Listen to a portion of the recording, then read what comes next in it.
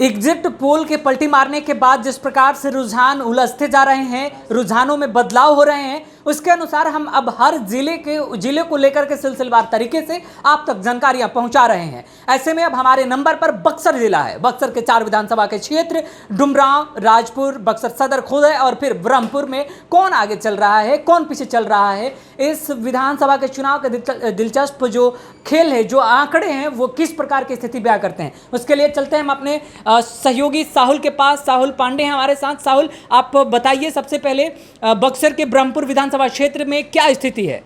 ब्रह्मपुर विधानसभा क्षेत्र की बात करें तो यहाँ से राजद जो है वो काफ़ी आगे निकलती हुई दिखाई दे रही है। शंभूनाथ यादव जो कि यहाँ से राजद के कैंडिडेट हैं, उनको 38,862 मत अभी तक मिल चुके हैं, मतलब काउंटिंग जो सामने आई है। इसके अलावा दूसरे नंबर पर जो उन्हें टक्कर दे रहे थे, ये सीट जो है एनडीए की तरफ से विकासशील इंसान पार्टी यानी वीआईपी को गई थी और जयराज चौधरी जो है यहाँ से उनके कैंडिडेट थे, लेकिन वो कड़े टक्कर में तो दिखाई दे रहे थे। लेकिन फिलहाल अगर हम बात करें तो वो तीसरे नंबर पर हैं। 11,148 वोट ही उन्हें मिले हैं। और दूसरे नंबर पर यहाँ पर जो बाजी मारती हुई दिखाई दे रही है, दूसरे नंबर की पार्टी है वो चिराग पासवान की पार्टी एलजेपी है, जिसके कैंडिडेट जो है यहाँ से हुलास पांडे थे, लोक जनशक्ति पार्टी, यानी कि 23,211 वोटों के साथ दूसरे नंबर पे है। तो कड़ी टक्कर जो है फिलहाल राजद और लोक जनशक्ति पार्टी के बीच दिखाई दे रही है और वीआईपी जो है इस सीट से पिछड़ गई है।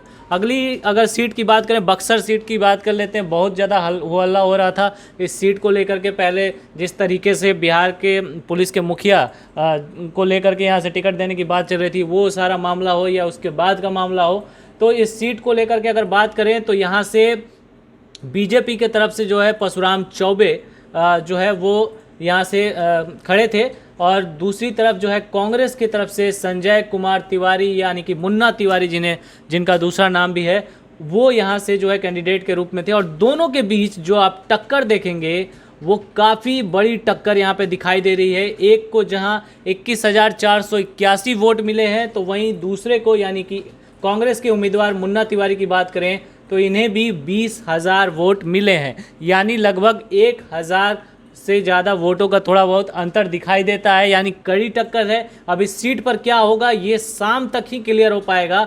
जबकि यहाँ से रालोसपा के एक कैंडिडेट भी हैं, वो तीसरे नंबर पे हैं, लेकिन वो बहुत ज़्यादा मार्जिन वहाँ पे दिखाई देता है। लगभग उनको 3,569 वोट ही यहाँ पे मिले हैं। इसके अलावा एक इंडिपेंडेंट उम्मीदवार भी हैं, वो भी जो है लोजपा के इस उम्मीदवार से थोड़ा ज़्यादा वोट उन्हें मिले हुए हैं। तो ये बक्सर का हाल था। अगली सीट अगर हम बात करें बक्सर ज़िले की, तो वो है राजपुर की सीट। और यहाँ से आपको बता दें जो सबसे ज़्यादा वोटों के साथ आगे दिखाई दे रहे हैं वो कांग्रेस के हैं विश्वनाथ राम, इंडियन नेशनल कांग्रेस के, और इन्हें लगभग 21,414 वोट अभी तक मिल चुके हैं। जनता दल यूनाइटेड के यहाँ से जो कैंडिडेट हैं संतोष कुमार निराला, उन्हें जो है लगभग 14,342 जो है अभी तक उनके वोट काउंट दिखाई दे रहे हैं। और तीसरे नंबर पर यहाँ पर बीएसपी है, मायावती की पार्टी, यहाँ पर थोड़ा बहुत दबदबा दिखा रही है। 12,146 वोट अभी तक ईवीएम काउंटिंग में इन्हें मिले हैं।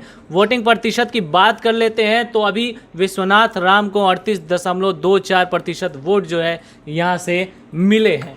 अब आखिरी एक जो सीट है वो है डुमरांव की सीट। इस सीट को लेकर के भी काफ़ी बातें हो रही थी, तो यहाँ की सीट के लिए भी अगर हम जानकारी आप अपने दर्शकों को दे देना चाहेंगे कि जनता दल यूनाइटेड जो है इस सीट पर इनके कैंडिडेट हैं अंजुम आरा, और दूसरी तरफ अजीत कुमार सिंह जो है वो communist party of India Marxist Leninist liberation यानी कि महागठबंधन की तरफ से है। और यहाँ पर मार्क्सवादी कम्युनिस्ट पार्टी यानी कि लेनिनिस्ट यानी भाकपा माले जो है वो आगे निकलती हुई दिखाई दे रही है। और जो अंजुम आरा हैं वो फिलहाल पिछड़ गई हैं, उनको 13,162 वोट मिले हैं, जबकि अजीत कुमार सिंह को 20,962 वोट मिले हैं। यानी एक लंबा अंतर जो है यहाँ पे आप कह सकते हैं 6,000 वोटों का अंतर फिलहाल जो है अभी दिखाई दे रहा है। हालांकि और अपडेट्स सामने आते रहेंगे तो मैं आपको इसी तरीके से इस सीट के बारे में भी जानकारी दूंगा। तो ये पूरा जो है